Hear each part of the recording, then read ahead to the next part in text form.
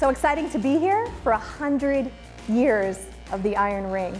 And this is all about trust and technology we're talking today. My show is all about trust and how we can figure out this wild world out there and help people maneuver through the noise. And so it's a perfect pairing for us to be up here together. And so I really appreciate the welcome to be here. Okay, I want to talk trust. You need it as engineers, we need it as journalists. Everybody needs it, we're grasping for it. What are the biggest challenges to earning trust today from the public and stakeholders? Let me come to you, Ashley. Sure. So that's a pretty big question. So I'll maybe narrow in a little bit on thinking about where you have to earn but not re-earn public trust, because there's lots of spaces where you would have to re-earn trust because it's been broken. So I'll sort of set those aside for now and just say that I think some of it is really showing that you have goodwill towards the people you're developing technologies for, or who will be using your technologies. You have their interests and values in mind, and that you're including their voices as you develop these and really thinking about the consequences of the technologies for them. Unconsciously, we trust engineers every single day. Every building we walk across, bridge, the way we hop on transit, like whether we realize it or not, we're trusting them. It's the mistakes, though, and the failures that people will remember. So, I think of, in Canada, 2013, right? The Lac Mégantic disaster. That one comes to mind right away. You lost 47 lives there. I think of systems collapses, right? The Walkerton E. coli breakout, right? 7 people died there. When I think of software, the Cambridge Analytica, massive data breach for political purposes. Like, those are the big ones that come to mind. So, Stephanie, I know your team enables the RBC Borealis technology. That's AI tech and innovation where security, privacy is top of mind. You had to have a few thoughts when Cambridge Analytica, when that breach came about. Yeah, absolutely. I think fundamentally what we saw about 9 years ago now when that all happened was the first real public recognition that, trust has been breached, right?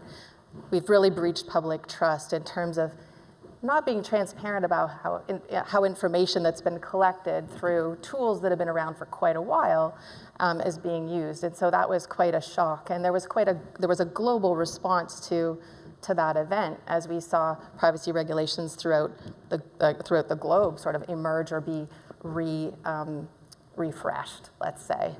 And so, yeah, I think that was a really significant event in terms of thinking about how we rebuild that trust. It's very difficult to put the genie back in the bottle, so to speak. And so really focusing on transparency, which a lot of those measures took, was really core and key to helping the world understand that they have a need to be aware of how their information is being used. That informed consent is not just something that you request as part of as being a part of a research project, as an example, but something that is fundamentally, incumbent on all organizations to consider when using personal information. Generally, Canadian technologies are trusted by Canadians and the rest of the world. And I think this is a brand we can double down on for the future in terms of, as we build new Canadian technologies, like some of the stuff Hamid's doing,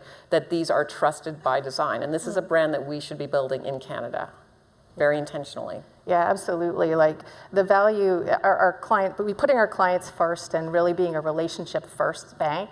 And not just RBC, but I think most trusted institutions like financial institutions, healthcare institutions alike, put people at the core, at the forefront of all innovation and services and what does that mean, Stephanie, practically, like tangibly, like when you're saying we're putting people first? Yeah, it means that when we think about what we're doing, we consider what the outcome is for our clients first, okay?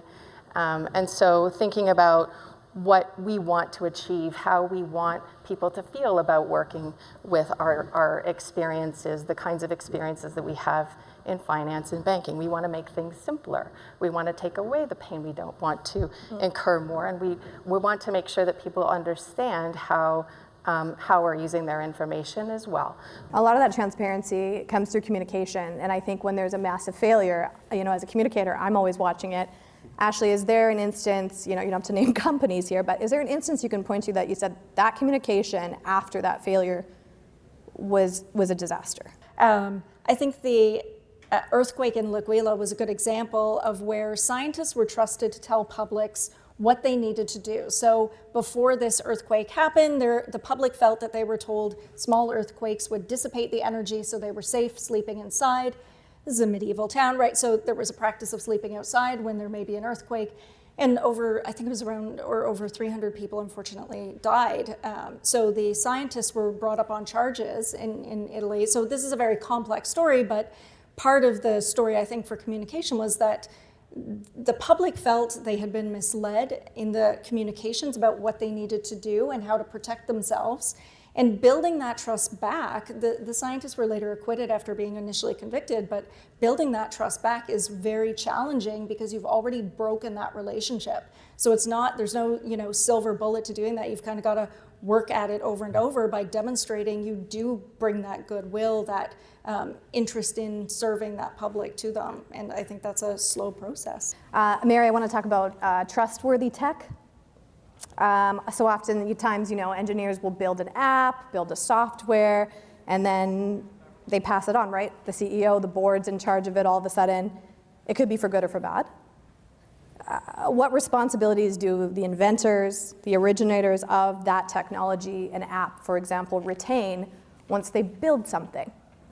Yeah, that's a really great question and very relevant today, I think. And I think that it comes back to the origin and, like, as educators, really thinking about how we train the next generation of engineers so that they can, make the technologies for the intended consequences, but also understand the unintended consequences of what might happen, how it might be used in a different kind of way that could really harm the public. And this really means educating engineers differently than maybe we have in the past. Right now, so much of our education is just focused on the technical aspects, but we do need to think about educating engineers that are broader thinkers that can understand issues around, anthropology, society, the humanities. It's so critical today, so they can understand how society will receive and use their technologies, so that they can make a more informed decision and not just think, this is the one purpose of this technology and this is the only purpose, but they need to be able to think in a broader sense about that. So in a practical sense, in this university, does that mean literally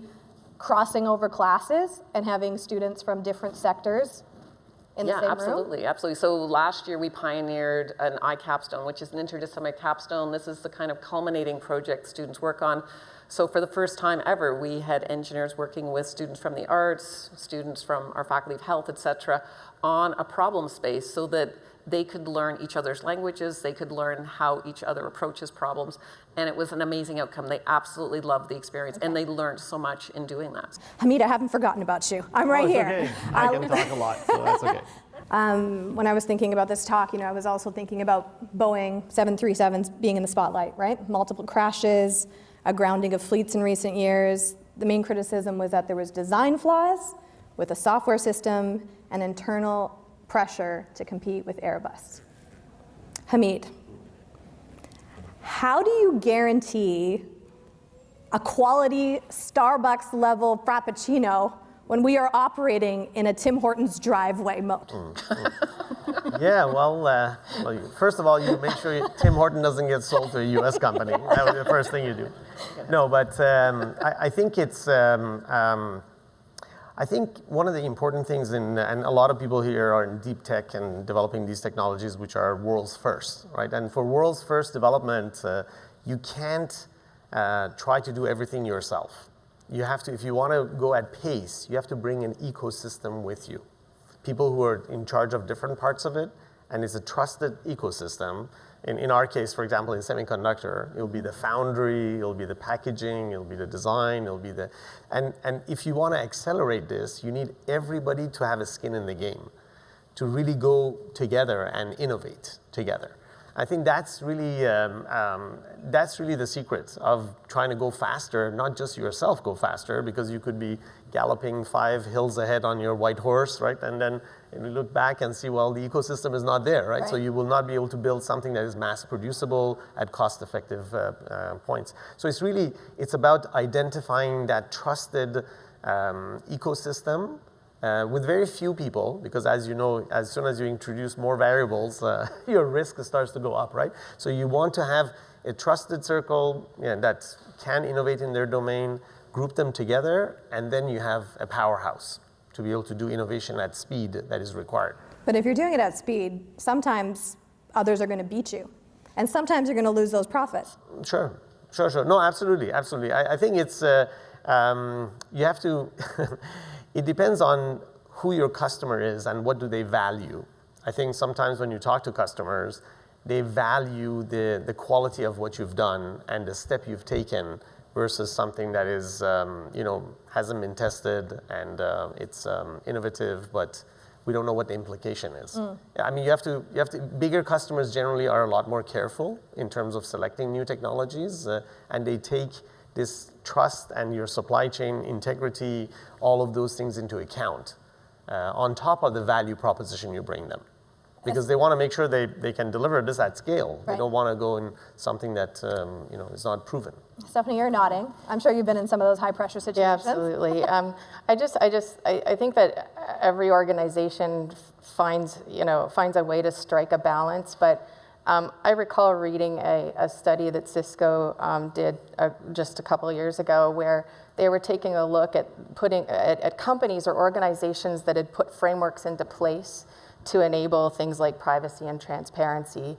And what they found was over 73% of those organizations realized, operational efficiencies as a result of doing that homework, right? That sort of helps you and prepares you for expediting more responsible innovation at scales. So do you think that there's any need for regulation, or does that stifle innovation? I can't really speak to the need for regulation. I don't really write them. Maybe I'll ask Ashley on this one, but I don't think that they necessarily stifle innovation. In fact, I think that having frameworks in place actually encourage innovation, because you need to be able to find ways to achieve these goals in safe and efficient ways. In the past, I think it was mainly around our physical safety, and we do have government regulations, building codes around building safe buildings. Planes are, for the most part, except for the MAX 8, fairly safe because of all the FAA regulations and things like that. But we've now entered a realm where we have no regulations around many of the technologies that we are creating and unleashing on the world. Right. And so new. They're so far ahead, and clearly some of those companies don't want to be regulated. But I do think there is some need for co-creation with the governments, with the objective function of protecting the public. So it's about how do we guard against those companies that don't have the kind of values and ethics that some of our financial companies do in things in Canada, because not every company is like that. So I do think there is a need for our governments to get on board, to understand these technologies and what the implications are on our public. That is the job of our governments, to keep our public safe as well. I think we've had a perfect example of that when atomic bomb was invented and created and what have you. I mean, it was such a major development, and it was such a devastating technology that all the countries got together and came up with anti-proliferation of this type of technology, right? So somebody thought about it and said, "Oh my God, we don't want to have this unleashed." Of course, there was a lot of damage done to Japan and other people who suffered from it. But the step after that was really a much more concerted effort from all the countries and so far, crossing fingers, we haven't had anything. This is really amazing. We're in a world of misinfo and disinfo. Don't believe me? Watch our show, okay? We got lots of topics on that. We sadly never, ever, ever run out of content. Ashley, how does misinformation and disinformation enter into the engineering conversation? For sure. So just a brief definition. Usually when we talk about disinformation, we mean intentional. Misinformation can be unintentional. You've shared something you didn't mean to, you didn't know it was wrong. So I think any engineering or technology has some susceptibility when we talk about disinformation, which is what I'll focus on, because in some ways, a lot of these efforts are strategic, right? So they're looking for an opportunity to make something controversial, turn it into a public issue, where maybe it wasn't before. So I think being aware of your sector, and even if maybe your technology is not particularly controversial, knowing how that might happen or why it might be targeted is important. I think all the conversations we've had as well on security and privacy and the kind of data you might be collecting as, you know, a technologist or an engineer can be really important as well, right? So who might want to access that data? We've seen some examples of this, right? Targeting specific groups of people, and how do you protect that? So that's part of that kind of disinformation sphere. So awareness of what's going on and really taking it seriously, and that this is a very active space, I think is critical. You know, I'm thinking of any student in this room who's dreaming, you know, maybe I'll be the one that builds the next Confederation bridge, or I'll be the one that, you know, writes the code for that next exceptional software for social media. They have to be planning for that with AI. That's definitely a part of the conversation. So Mary, how are engineering students being trained to use AI in an ethical manner? Yeah, it's a great question. And again, it's something that is changing rapidly every day. And so I think the universities are struggling to keep up a little bit as well. We've launched a search for a chair, a Donovan chair, that's looking at AI in research, but also in education, and creating opportunities to look at ways to integrate AI into our education in a responsible way. And the reality is our students are using it right now, like, you know, whether it's be ChatGPT or whatever, they are using AI. And I don't think we're doing as good a job as we can about how they can use it ethically, responsibly, and with integrity. And so we're kind of learning as we go right now. Yeah, we're all catching up. I mean, Canada just got its first minister of AI, so even on a federal level, it's a slow burn, even though companies have been out the gate for a very, very long time. So it feels like we're always kind of catching up. AI has incredible opportunities, also dangers. Hamid, what keeps you up at night? Well, Netflix, an episode of Black Mirror, you know, like it's just really incredible how the media has this view of how things are going to evolve, and it's pretty scary. It's really, really scary, and you look and say, the public is seeing this. And like, I'm an engineer, I look at it, I say, yeah, that's achievable. This could happen today. But then I start thinking maybe there are some responsible people taking care of this and all that. But the public is seeing all of that stuff. So that really is the thing that keeps me awake at night, because we can make a change from engineering perspective, from scientific perspective and all that, and be more responsible. But what is being projected by the media to the public, we don't have control over that. Oh, Stephanie, let me come to you on that, in terms of what keeps you up at night on the AI front. Everything. There's so many new papers every day. I'm just going to say, with the fact that I haven't read Stack this, but you know, that's how I honestly, I mean, I think Hamid really covered it well. I mean, technology is evolving at such a rapid pace. How do we keep up? How do we collaborate and continue to, you know, address the threat landscape it's creating? That's really what it boils down to for me, and just keeping on top of what everyone's discovering day after day. Are you positive that we can keep up? Why not? I mean, we're all dedicated to making this world a better place, right? Anyone out there not dedicated to that? I mean, I think we all need to be dedicated to that, and there's really a call to action to pull together and collaborate together and learn together and do this for the greater good of our country. What emerging trends could influence how the public trusts engineers in the future? So I think a large trend is conflating all of technology sectors and motivations and that sort of discourse with the engineering profession.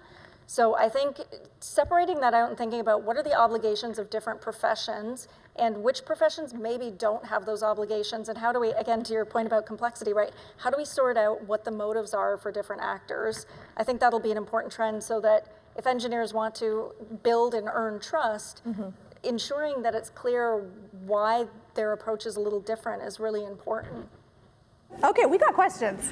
This is great. If you could just tell us your name and where you're from, and please, your question. Hi, my name is Nikhil Malhotra, graduate of mechatronics from 2016. With the rise of AI and now AI and robotics, because robotics is going through like a second revolution, I guess what's the ethical decision, or how much responsibility do we as engineers have for the fact that we always come up with this cool thing, come out of the cave and be like, we've got it, and now we're disrupting the entire labor industry.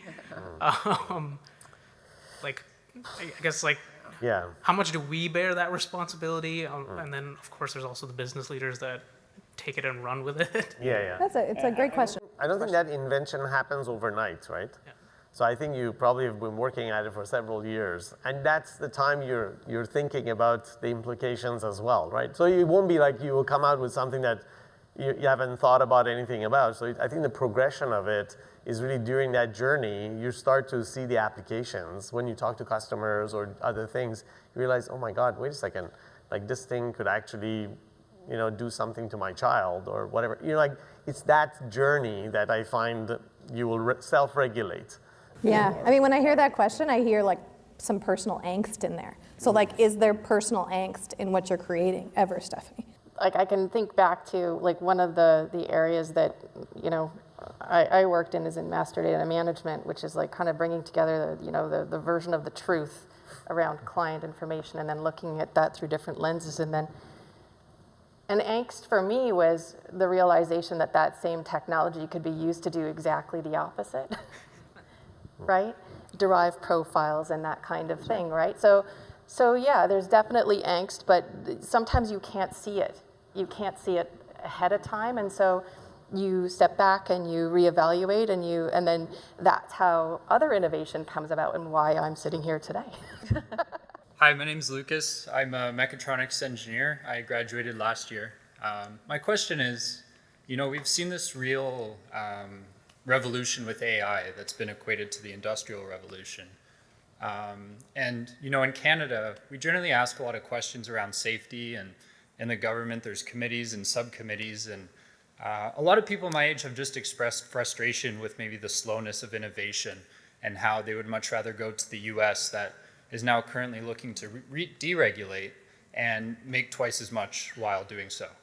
And, it's just a natural reality for us. And so my question is, given this big revolution and potential huge change for the world, are we potentially hurting Canada by slowing down that innovation? And, if we continue to have these safety talks and committees and subcommittees, are we just going to keep pushing the most talented people to the US? Great question. You can look at China as an example, where privacy of your information is not a main criteria, let's say, and data could be mined for advancements in technology or many other things. And you could say that if you lived in that society, that's really improving the quality of life of the society at a higher level because it will make China more competitive, right? But then you have a choice where you want to live, right, as well. So I think this is a way of life I think we're trying to preserve. This is personal statement here. Our way of life, at least the way I understand it, is that privacy is very important for individuals who are living in this country. And for that, we're willing to compromise some other things.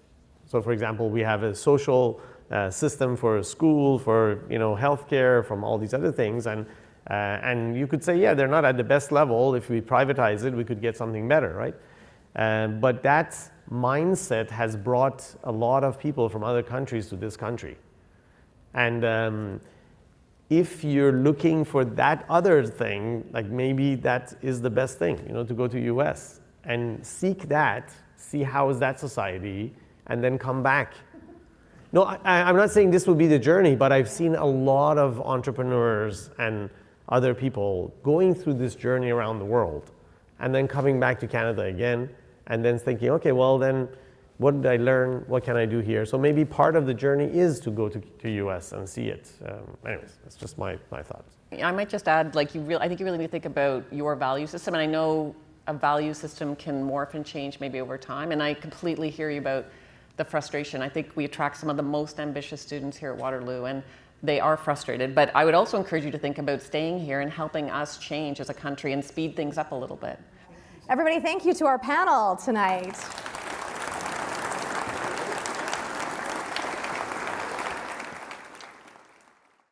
And for myself, hopefully you guys check out Big If True.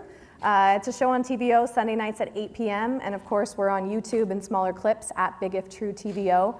Thank you for engaging conversation. Thank you all for being a great audience. Have a great evening. Thank you guys so much. It was great. It was great.